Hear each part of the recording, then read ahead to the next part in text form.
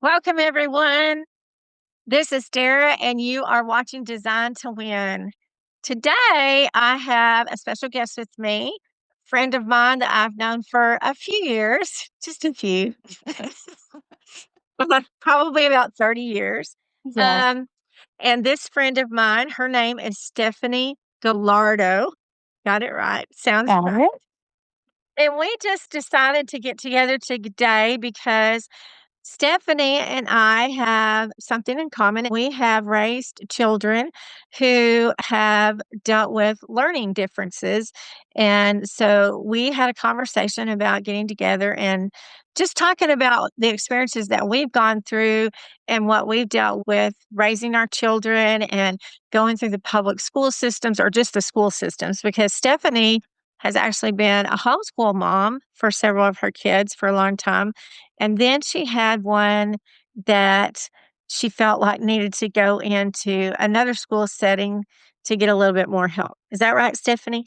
Yep. Yes. Uh-huh. So we're just going to kind of talk about what she's dealt with and what she has worked with and learned and grown through her experience. And anyway, I'm just going to let Stephanie introduce herself a little bit and kind of talk about herself and her family and her kids have experience with learning differences. So, Okay. Thank you, Dara. Yes. So Stephanie Gallardo, and I have three sons. My oldest is 27, my middle one's 24, and my youngest is 13. And so also have a husband that deals with ADHD. So my middle son was diagnosed with ADHD, and now my younger one has that plus some other learning disabilities. So I do have some experience in walking with each of them through this journey to try to manage their life and work and school. And it's not been easy. Stephanie, tell me, you have two children that have been diagnosed with a learning difference. And your middle child, I know you homeschooled your older two children all the way through. Is that right? Through school or most of it? So my middle son, I homeschooled most of it. He did some, there's a school here in Lubbock, Kingdom Prep Academy. Mhm. And so he went there some part time. You can choose, it's a university model school. So we did some of his classes there, which when he did a full load there, he was having severe anxiety. So I had to pull him back out in eighth grade and go back to just homeschooling because the pressure was too much for him. And so we did our own curriculum at home, and he needed an environment that was very organized, very where he could go at his own pace. And for some reason for him, he eating every 2 hours was a key thing. So food, and we researched different ones that were better for his behavior and thinking ability. And so every 2 hours he ate, and he ate a lot of food. So a big part of my homeschooling was keeping his environment very organized and also feeding him a lot, especially as he got older. Let's talk about that for a second because that it's a good point that you brought that up because this is something that I found as a public school teacher helped with some of the students that I taught in middle school and high school is allowing them to eat a healthy snack or something Mhm. or take a break and eat a Yeah. healthy snack because it actually helps to give them some brain food Uh-huh. to help them to focus and refocus and regenerate. And a lot of people don't realize that. But I allow that in my classroom, but a lot of schools don't allow that kind of stuff. But you found something that worked for him that has Uh-huh. actually, they've done some neuroscience research that's shown that it helps. So I think that's important for people to know that. Um, And the other thing is the organization. And it's yes. funny that you say that he was at Kingdom Preparatory, which is considered a private school here in the Lubbock area.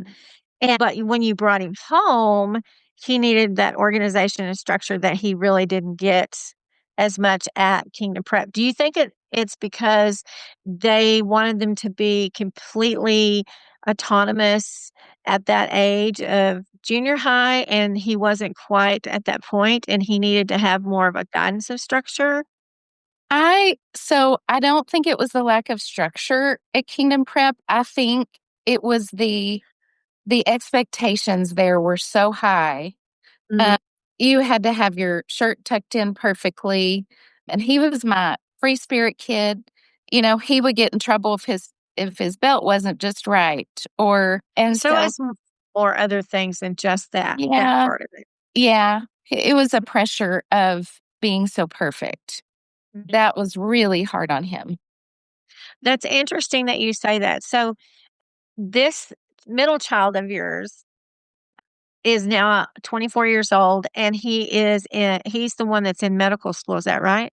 Yes. Right. Mhm. And so I just want people to hear that and Yeah. understand that he has ADHD.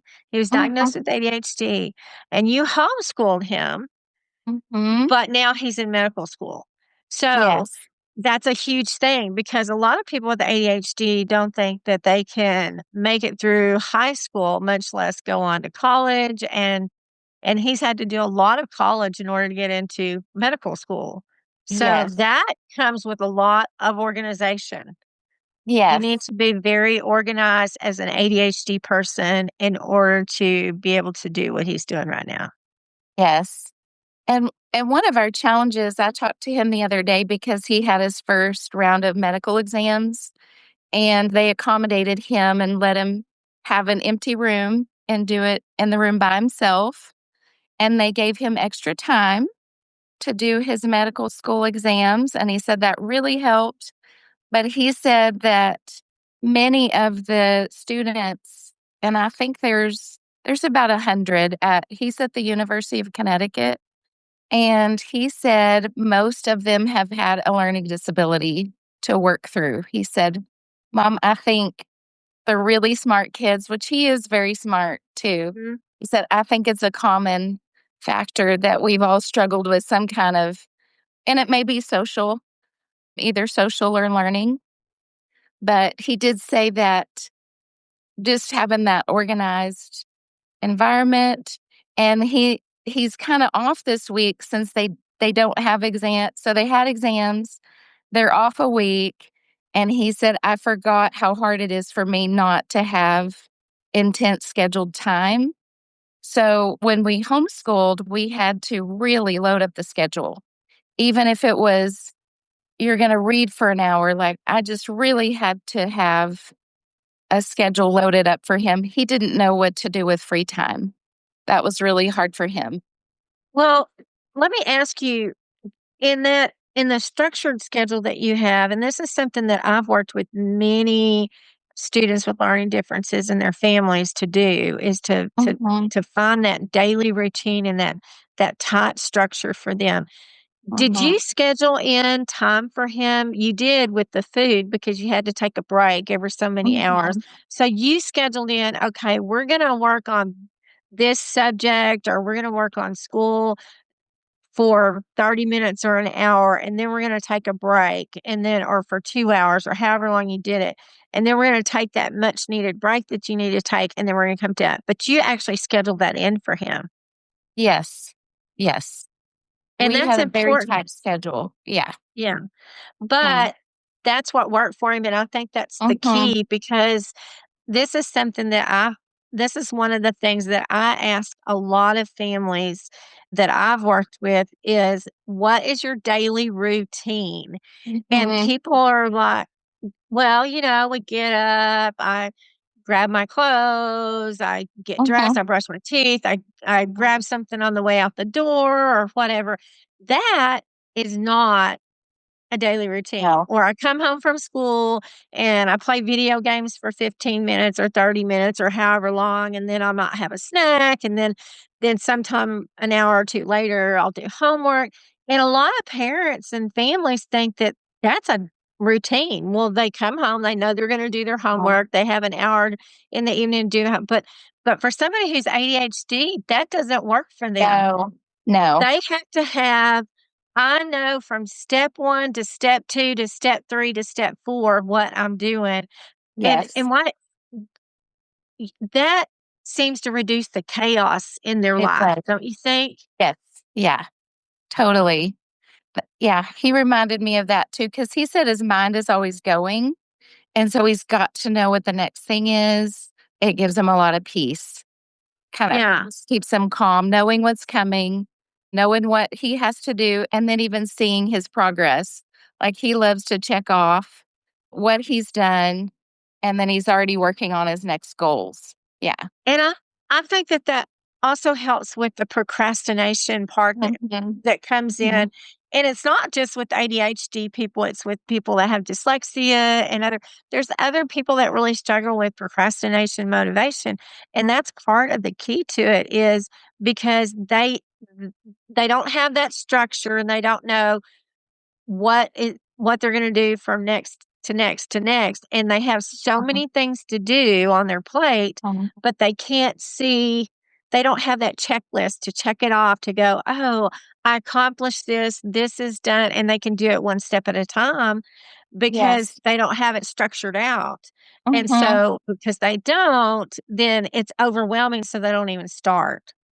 They're like, Exactly. I've got, for an adult who's trying to go through medical school, if he didn't have that structured out, he probably even has, like, doing laundry structured out at He home and some does. things at home, and because if you don't know when you're gonna do the laundry or when you're gonna go to the grocery store or even order groceries or whatever you do, then you have to do those things, but it's not in your Um, schedule, and so yes. then going back to try to figure out where to put it, it's like, "Forget it. I'm Yes. not gonna do it." Yeah, So, yeah. do And you feel like um, that your youngest son sticks to that same type of schedule, or has that worked for him, or has something else worked for him? yeah, that's interesting because he's a completely different kid. Mhm, Um, Nathan, our middle son, he is very compliant and low key. So it was harder for them to diagnose the ADHD because he wasn't really hyper. It's more of in his mind just keeps going. So because he was a good student, even at KPA, they just thought because he could sit well, it was harder to diagnose. Now, Noah is more of the hyper, I've got to be doing something. He's more strong willed. So that's looked totally different on our younger son and was easier to identify because I think it fit a little better, but it showed up more socially also, just not knowing how to. He gets overwhelmed in social situations, like when something is not going right, not knowing how to respond. Especially in elementary, he would not respond in the appropriate way. He might say something really impulsive and get in trouble. He just didn't realize social cues. Now Nathan was really good at he's a very social kid. Like, he was very aware of people's feelings. He's very aware of social cues, and Noah has not been. So that's been a whole different, and he's, around more kids because one reason we decided to put him in school is because our older ones were so much older and he was the only one in the home, and I thought he needed some help social training. Like, he needs to learn how to talk to people and what not to say when in that uh-huh. environment. So I think that's been good and it is more structured. Our home environment for Noah, I guess, so during the COVID time when we had to homeschool, I realized why I didn't choose that because the home environment, he couldn't focus. Where Nathan, even I organized and I'd have an area, Noah would still, I would come back in the kitchen where his area was and he would be outside. He couldn't stay in his environment and stay on task. Um, and I redirect, and we just end up fighting. So that was really, even with I'd list out his schedule, he wouldn't stick to it like Nathan did. So just not as disciplined in that. Well, Um, I think this is really good that you have experienced. I mean, not You might not feel like so, but that you've experienced so different Uh-huh. reactions and responses from your children that have ADHD because, you know, and it's good for people to hear that because on one hand, I have worked with parents that were shocked to find out that their kid had a learning difference of ADHD because they were like your middle child. But Yeah. then I have seen parents that have struggled with a child like Noah, who they have hard time even getting them to do homework at home because of the once they hit that home environment, forget it. They're totally distracted with everything Yeah. around them. Mhm. Yeah. And so it's interesting that you say that because people need to know that you can't have 2 children in the same household and do the same thing, think that Mhm. it's gonna work and it doesn't. So No. so parents, please hear that. Don't expect that you have one child that has ADHD and another child and you can do the same thing with them because it's not gonna work. And it's not a parenting thing. It's not No. that you haven't done everything that you need to do. It's just your No. child is different. And we have to Mm. remember that all of our kids are different. We're Yes. all individuals, even though we grew up in the same household. So a learning difference is going to be different for each of them. And That's so so, and true. how to work with them and find what works best with them is what you have to do. Because Mhm. me, well, each one of my children, all 4 of my children have had some type of learning difference, and 2 of them have dyslexia, and we went through that, and it was different Mhm. for both of them, and my youngest one, I tried homeschooling her, but she was like Noah. Her home environment was not the place to do home. I actually took her other places outside of the house to try to I did create that a too.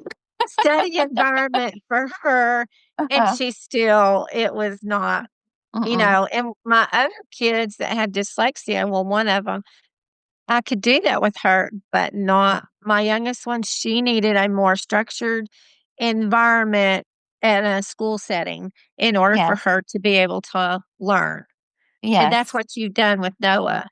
That's true. Yes. And for the sake of our relationship also, it's really good for us. It's good for him to be, and I am opposite of his personality. I am more creative and artsy, and I'm not the best at a rigid schedule. And so Nathan flowed with that more, but that's harder for Noah too. And so for the sake of our relationship, I thought school would also be better. So we're not having those arguments about just school tasks. One thing I like about his school is they have a study hall and they have another class that's like a coaching. And so he gets all of his homework done at school. So that's been Awesome. very helpful too, that when he is home, because he's exhausted too. Like, and when they're tired, I know for mine, with it's hard to manage him when he's tired or hungry. Again, back to the food. So when he gets home from school, he wants to be alone for a while and do nothing, no tasks. But I think that's part of just learning your child. I can't ask him anything important. We don't run errands. We don't do a lot of extra activities in the evenings, which we tried that and figured out that does not work. He's got to have that downtime. So he's intense and he'll go and he'll do it well and he's smart and athletic. But when he's done Mhm. and he's got to have a break. And if we don't give him that break, it won't be good. Like he will have I'm some emotional breakdown. I'm so glad that you said that because that is so true, and I think parents often don't realize that with ADHD kids, and Mhm, quite honestly, the public school system and I've even seen private schools do this mhm, too, that they just insist on the homework, and they mhm, don't build in the time to let students have a space to just get their work done at school.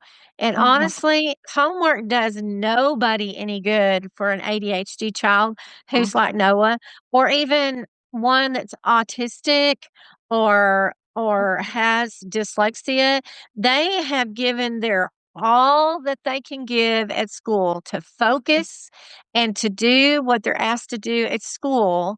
And once they leave that school building, that's it. They're done. And They are. don't ask him to come home and take a little bit of a break and then go back to it. Or Mm-mm. ask him to come home right after they get done at school to their safe environment where they feel like they can download and still do schoolwork. They Mm-hmm. just don't have it in them to give it. They just don't. No, And I no, mean, even honestly, Stephanie, don't you feel adults themselves are that way with ADHD? I Like you do. mentioned that your husband has Mhm, ADHD. Do you feel like when your husband comes home from the office, like he's done? Like there are times mhm. where he's just done. We're not Yeah, going anywhere. We're not doing anything. I'm just done for the day. yeah, yes, Yeah. yeah. Yeah. He is like that, and I mean, if you mix their personality, like you said earlier, each person is so different, but Mhm. he's such an introvert also, so he's also done socially. He's been on Wow. the phone, and so that took us a while in our marriage to work that out because I thought he would be socially available to me, and he was Yeah. not. And Yeah. so we had to figure that out. But one thing that helps him, along with our sons, is we try to weekly look at the goals for the week. I know I talked to you about this. This has Oh, yeah, changed. we did. We talked about we'll look at priorities and goals because they really get like, especially my husband, he'll get so focused on tasks and getting that he'll forget the main priorities, like his values and his priorities and the big picture. So we've started meeting for about an hour on Wednesday nights just to look at that for our family, and that's made a huge difference because I realized, oh my gosh, he can't. It's very natural for me to stay on. I'm very visual and goal oriented, but I thought he gets caught up in the daily tasks and forgets the most important things. And I think the kids do too. I think that's s sometimes a male thing too, but not as much a male Mhm, thing as an ADHD thing that you're mhm, talking about here. I've worked with men and women that have ADHD, and it mhm, seems like that's more of a thing for males with ADHD than it is females with ADHD. I don't know mhm, why that is, but it just seems to mhm, be more so with them. But that's interesting. It's a good thing that you do that, the goal setting and be able to look at that with your husband. But do you also do this with Noah as well for school? Do you try to with school, or is that a different situation? We don't. We might do that in the summer, but pretty much with school, he just, he's staying on task with school and it's not as, but summertime when he has the free time, that's a whole nother Mhm. challenge. But we have to work on the calendar and goals and more of that. Yeah. And that's interesting that you say that about the summertime and back to what you were saying originally about your middle child. He's off from school for a week. But now he's like, "Okay, I have this is what I do every day because 'cause I'm going to medical school and I have classes and I have rotations and I have this and I have that," and, all the stuff that that entails, and then, dealing with his personal life and what he has to do outside of that. But now all he has is for a week, "Okay, we have a break, but what do I do with that break?" And Mhm, so I think that parents need to think about you know, when a break is coming up for the holidays, a mhm, lot of people travel, they go see family over Thanksgiving. A lot of people are home during Christmas but to think about loading their kids' schedules up with mhm. things because I think I've heard I've heard stories from parents, that their Oh, their break was fiasco because their kid was just all over the place. They couldn't get things done or it was just this chaos that ensued and there was constant fighting. I just think that if parents can do that more, and a lot of people think, Mhm, "Well, I'm being too rigid, or I'm being too hard, I'm being too." I don't think so. I think that they mhm, need to have like, they need to mhm, know like, even if parents go so far as, "This is what we're gonna be doing every day," to at least give them an idea ahead of time and it's written down where they can see it. I uh-huh, think that's better than saying, "Oh, we're gonna go to Aunt Susie's house or grandma and grandpa's house, and we're gonna leave on such and such date, and you've gotta pack your clothes," and just telling them things they gotta do. They need to have it listed out yes, and when they need to do it so that yeah, it gives them they don't have to hold it up here because yes, what you had said before is very true about an ADHD person.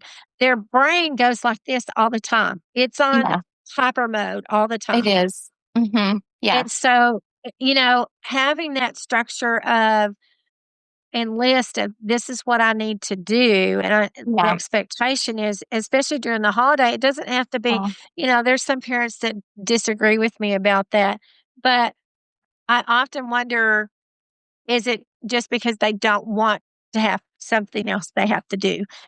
maybe. And It's a big task. really and truly, Yeah, I mean, if your son is in medical school, then the things that you worked hard with him on teaching him structure and organization when he was younger, he now as an adult has taken that on.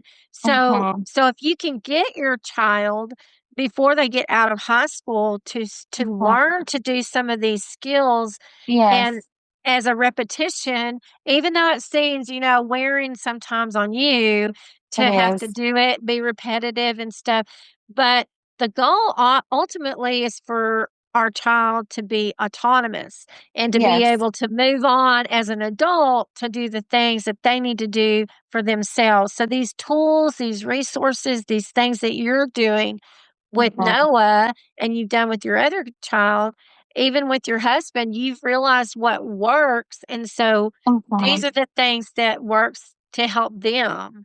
mhm, yes, If parents would learn to do some of these things now and these mhm, resources and explain to their child, "I'm just trying to help you to find what works for you that will help yes, you to be autonomous and to be able to mhm, do it on your own."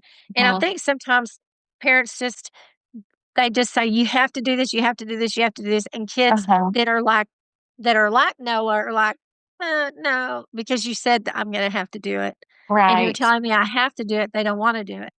But right, if you can teach them that I'm just trying to give you resources and tools mhm, and show you different ways to do things in order for you to be able to take it on and handle it yourself. mhm, yes, Uh, and do you that's the see the goal.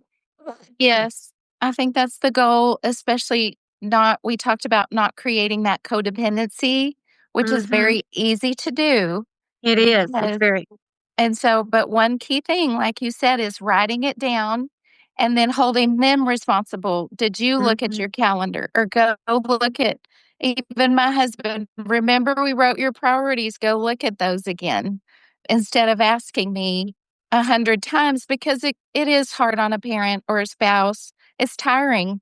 That personality is so intense or this learning disability that it can really wear on you. But if you start well, just go look at the calendar. I taped it on your door.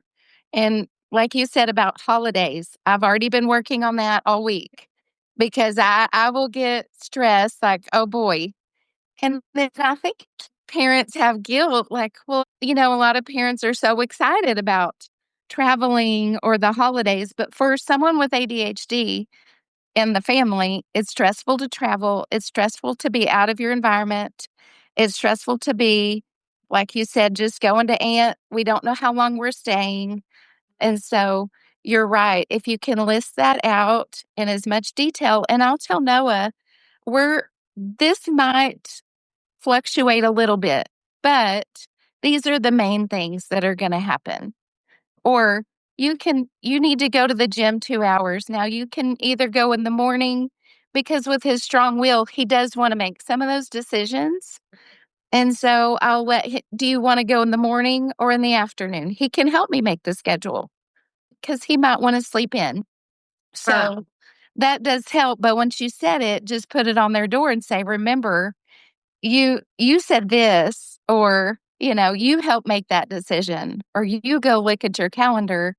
And so we're trying not to create that codependency so they can be autonomous, especially as they do get, he's 13.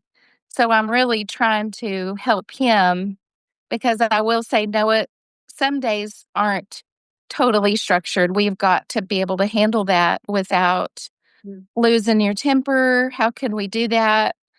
That's really good that you're asking him to think about things for himself because honestly, as the parent, we can go, well, I think you need to do this, but that may Okay. not inside of him work for him. And so, Right. what does work for you? So, trying different things and asking them to be accountable for making Mhm. some of those decisions. Well, okay, we're gonna put this on the schedule and we're going to do this. But if it doesn't work out, then they have taken part in some of that decision and Mhm. I think it helps them to feel like they're not being just told to do this or Yes. that or whatever, Yes. but making them to have understand that they have accountability in making those decisions themselves and what works and what doesn't work. And it's so good that you're doing that with him at this age because I have worked with adults that have managed to get through high school and they get to college and they just hit this wall because they have had mom and dad just tell them to do this, this, this, this.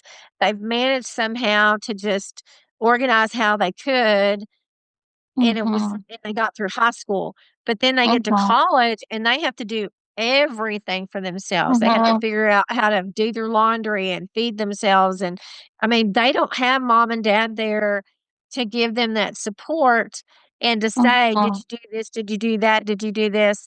And then they get to college and they're totally lost. They are Yes. just because Yeah. they don't know how to structure things well.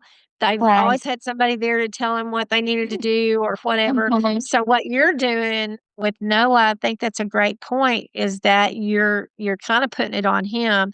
You're helping him, but you're also putting it in his ballpark, so to speak, to have to Mhm. take accountability and learn what Mhm. that is right now. Because when he gets into high school, that's gonna be a totally different thing than what he's dealing with in junior high right now too. That's true. Yeah. Yeah. That's such a good point. And even there, if they take medicines, I mean, at some point, like you said, in college, I know many kids that they didn't keep their appointments, they didn't keep taking their medicine, and so that has to be at some point something they take responsibility for, and then we Yeah. just check on them. It's so If you can do that now as they get older, it's better. I've Mhm. worked with kids that, they get to high school and their parents have been telling them to take their medication or whatever and reminding them and just doing it, going through the motions with them. Mom and dad always take care of that. And they get to high school and parents want to kind of just let them, you know, take care of that stuff because they're old enough now they should be able to do it, but it doesn't really work that way with an no. ADHD kid. You have to make sure you've given them the tools and resources, um, Yes. ahead of time before they get that far along. You can't just go, "Oh, well, I'm just dropping everything in your lap right at this moment." You Yeah. know, they have to Yeah. be able to have that Uh-huh. that structure. I have worked with some of the people that I have worked with, the parents have come because they have tried some of the things that you've done, but then nothing seems to work. Nothing Mhm. seems to, and they hit a roadblock. And so what I've done is just gone through with students and said, okay, well, let's try this. Have you Mhm. tried this before? Do you Mhm. think that would work for you? Because back to the everybody's different thing, Mhm. some people don't work well with an agenda to carry around. That's true. Some people work well with a digital device, a list, a task Mhm. list. some people with ADHD, they have to have something stuck on their mirror in their bathroom or on their desk or on the refrigerator or even in all those places so they remember what Very they true. have to do. So they have Mhm, that focus. It's right in front of their face all the time. So there's lots of different resources, there's lots of yeah, different tools. mhm, I think I think the most important thing about the conversation we've had today would be that not everybody with ADHD is the same, and so don't treat them the same. mhm, Be willing to look for those things that help them the best. And there's lots of different resources out there. There's lots of different things that you can do. Don't just go, oh, well, this has worked with this one child and we're going to do this. And keep mhm, making it a point of trying to stick with it and it's eventually going to take. It doesn't work mhm, that way. mhm. You have to be willing to look for other things and be willing to talk to other people. Yes. Look for other parents. Look for other people that have ADHD and ask them, what Mhm, have they done? What has worked with you or for you? Because there may be something that they've tried that you've never even heard of before or you never even mhm, thought about before that works well with them that would work well with you. So mhm, just be willing and open to continue to look for those things and those mhm, resources and be willing to have the patience, I think. I think mhm. that's the biggest key, don't you? I Do do. you think that's one of the Yes, biggest keys is yes. to be patient? And I Yeah. would say for parents out there, please look for resources, look for communities, look for other people that you can talk to. Don't feel like you're all alone out there because you certainly are not all alone out there. There are a lot of other parents that are walking the walk that you walk, and it helps. Don't you think it helps to have somebody else to kinda talk to and go, "Okay, I've tried this, I haven't tried this, and this is what I'm going through," and just to be able to talk about it. Yes, I agree. We need support and community for sure. That's Yeah, made a huge difference for me. Yeah, yeah, and your son goes to private school right now, he so does. do you Mhm. feel do you feel like you have a community within the school or just outside? I really don't. I don't. That's kinda hard to find or has been at the private Christian school. So, it's been probably more of my homeschool community and our Christians friends where I have found just talking about our struggle, and then I find out, oh, they have someone in their family. Your family? Uh-huh. That's kinda how it's developed. But also online and talking to you and finding resources. We've reached out for help. We've gone to Brain Balance and they've all led us to other resources, which has been amazing. So, So really the key is just keep looking and uh-huh. trying and just don't Mhm, give up. Just mhm, don't give mhm. up.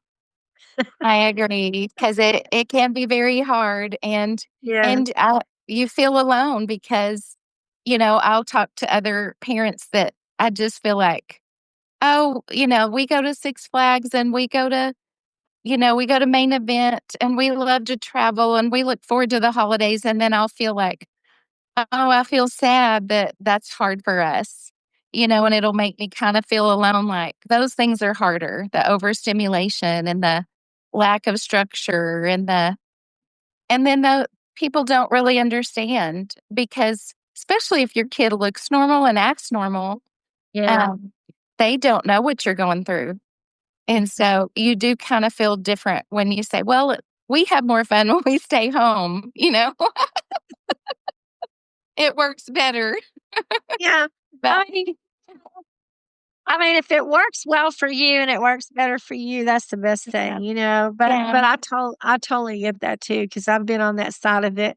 But, you just have to enjoy and what you have and the time that you have and the mm, quality of time you have rather than, where you've gone or what you can do or, yeah, you just enjoy that, and that's just the life with that child. it is. It It's just is. that way. But I It will is. tell you, I think that as they get older, though, and their brain develops more, that it Mhm. does change some for them. It Mhm. does, and like we said, just learning the skills and the resources now that they can take into adulthood, it does change for them, and they can learn to manage and cope with their Yeah. emotions and their feelings and regulate them more as they get older and there's an adult and they've experienced things. And once I've Mhm. experienced like, even in the school setting of how to regulate their emotions better in social situations and Mhm. how to cope with those overwhelming feelings, then going to Disneyland or doing some of those things and travel is a little bit better for them. Yeah. But they Mhm. have to just, as they get older, learn those things, and Mhm. your job as a parent right now is just to kinda help them to learn those skills and what works best Mhm. and think about those things as they get older, and trust Mhm. me, I've had that experience, but, we've as now that all my children are adults, it is better. Maybe we're taking trips now that and doing things now that I wish we'd done when they were younger, but, it's okay. It's just what it is, you And you know? probably couldn't have done it when they were younger. Mm, It would have mm. been not as enjoyable.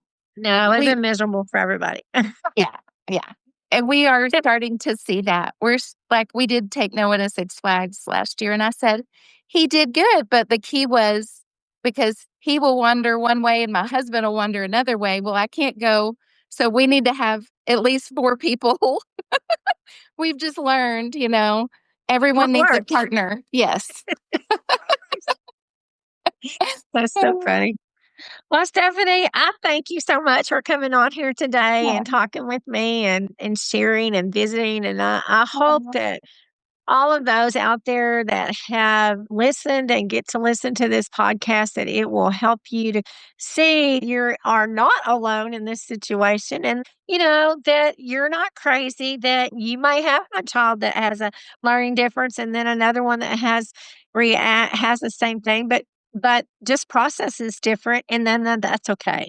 And it's okay for you to do different things with them. And so I think it's really important for us to have the conversation we did today, and that it's going to help other people and other parents out there, and even students, even adult students possibly listen to this. So if this broadcast and this podcast today has touched you, has helped you, and you think of anybody out there that would need to hear this, please pass it on, because that's what the whole idea behind doing this podcast and having these conversations is about, is to make somebody not feel alone in walking through what they're walking through with their children with learning differences. We are glad that Stephanie joined us. I'm so glad that you Thank got you to for be with having us me. today.